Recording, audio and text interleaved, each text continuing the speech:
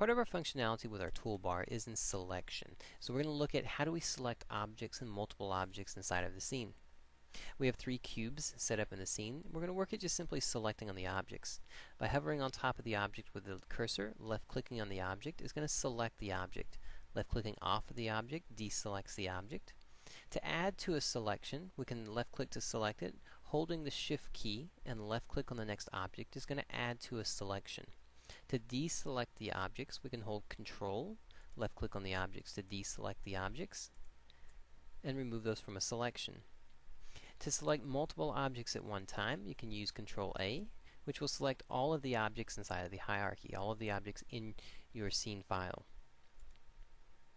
To select with a selection box, left-click and drag to create a selection box, and things inside of that selection box will become selected.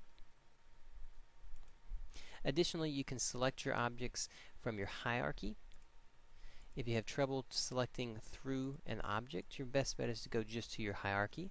The same rules apply. If you hold Shift, it's going to create a selection set from top to bottom.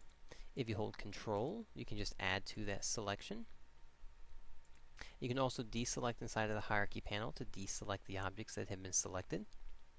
And lastly, remember that as you're working with these objects, you can add them to selection sets. So you can go to your Save Selection in 1, and then you can re-get that selection through your Load Selection, which is your Control-Shift 1 through 9.